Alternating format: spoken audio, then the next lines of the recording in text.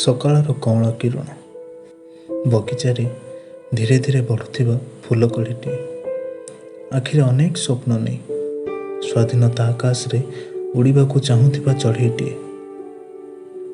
ହଠାତ୍ ହଠାତ୍ ଅଦିନରେ କଳା ମେଘ ଘୋଟିଗଲା ଆକାଶରେ।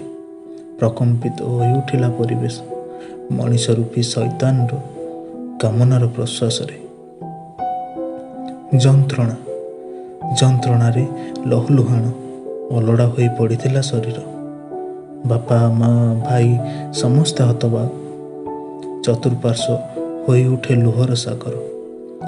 ନିର୍ଭୟା ମନୀଷା କ'ଣ ଭାବିଥିଲେ, ପରଦିନ ସକାଳ ଖବରକାଗଜ କହିବ ସେମାନେ ହୋଇଛନ୍ତି ଗଣଦୁଷ୍କର୍ମର ଶିକାର। ବାହାରେ ମାନସିକତା।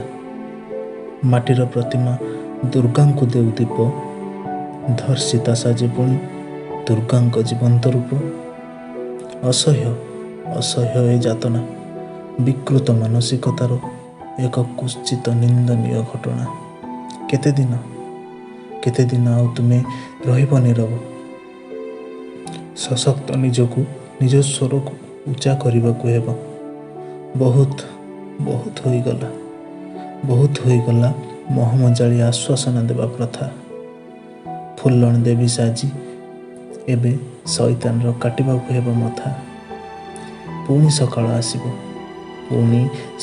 ଆସିବ, କଳା ବାଦଲ ଆଢ଼ୁଆଳି ସୂର୍ଯ୍ୟ କିରଣ, ବଗିଚାର ଫୁଲ ପ୍ରଜାପତି ଉଡ଼ିବା ପ୍ରୟାସରେ ଚଢ଼େଇଟିଏ ସ୍ୱାଧୀନତାର ହସ ହସୁଥିବ। ଶେଷେ ରାସ୍ତା କଡ଼ରେ ଶୈତାନର ଶବ ଝୁଲୁଥିବ।